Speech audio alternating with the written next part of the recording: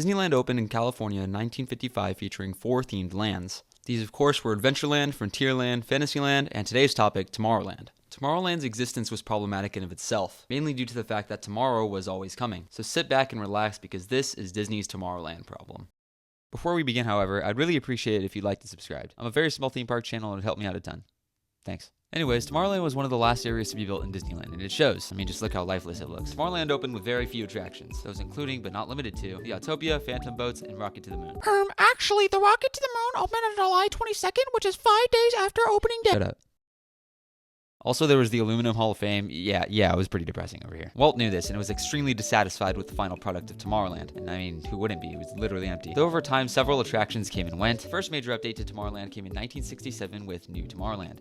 Very creative name if you ask me. The original Tomorrowland never really screamed futuristic to anyone. However, this new Tomorrowland was meant to fix everything the original Tomorrowland had done wrong, primarily the amount of actual things to do. This new Tomorrowland introduced quite a few new attractions, and none of which exist anymore. These of course include the Carousel of Progress, Adventure Through Inner Space, and of course, the People Mover. It also introduced the layout we have to this day, so that's something I guess. And then nothing happened for 7 years. And then Carousel of Progress closed. It was once again time to freshen things up a bit, and Disney is tasked with getting Tomorrowland back into, well, tomorrow. So what'd they do? Well, we've been to the moon. That's a thing of the past. Let's go to Mars now. Boom. Mission to Mars. Problem solved. It's 1969, and Tomorrowland's starting to get pretty boring. I'm sensing a theme here. Let's add a roller coaster, says Disney. One that has 4 separate tracks.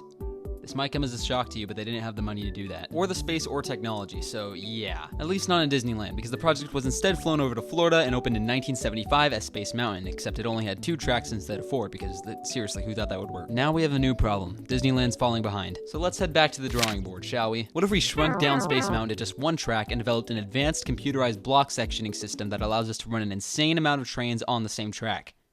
It's perfect. Not only is the idea of space travel futuristic and will remain futuristic, probably for generations, the technology used to make this work is also way ahead of its time. Not that a lot of people who ride the attraction care about that, but it's definitely worth noting. So Space Mountain is safe from the Tomorrowland problem, but the rest of the land is again starting to fall behind. So it's time for another major refurbishment. But first, let's see what's going on in Paris. This is going to be a problem, isn't it? Well, Euro Disney was a complete failure, but surely this won't affect Tomorrowland 2055, right?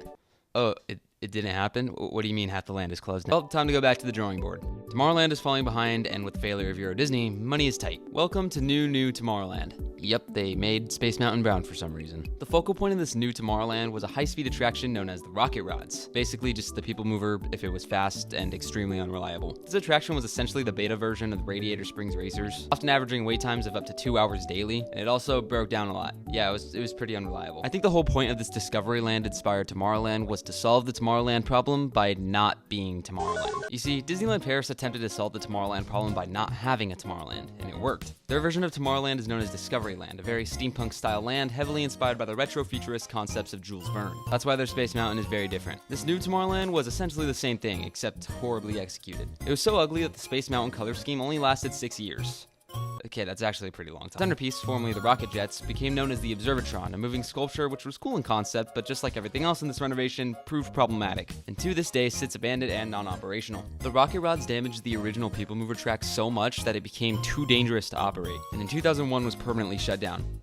They also broke Space Mountain. By 2004, Tomorrowland was a mess, and no way was anything offered considered futuristic, especially since half the land was abandoned. Space Mountain was finally restored to its iconic white color scheme and reopened in the summer of 2005. And that's when things really started to turn around for Tomorrowland. By then, the Rocket Rod's Q Space had been replaced by Buzz Lightyear Astro Blasters. Certainly an interesting choice for an area themed to futurism, but I guess I could see the vision. For Disneyland's 50th anniversary, the entire land got a fresh repaint, finally eliminating that ugly gold and bronze color scheme. Well, for the most part. And so, for the most part, we've reached today's version of Tomorrowland. Doesn't this just scream futurism to you? But there's something else we need to talk about. Something I've intentionally been avoiding this entire video. And for that, we need to go all the way back to January 9th, 1987. On this day, Star Tours opened to the public. A thrilling simulator attraction which was a great addition to Tomorrowland at the time. One that you can argue the land desperately needed at that time. But fast forward today, and now we have Star Wars Galaxy's Edge, but we still have Star Tours. Not only that, we have even more Star Wars in Tomorrowland. Alex, where is there even more Star Wars? Allow me to show you. Star Tours, Star Trader, Star Wars Launch Bay, Hyperspace Mountain, Galactic Grill.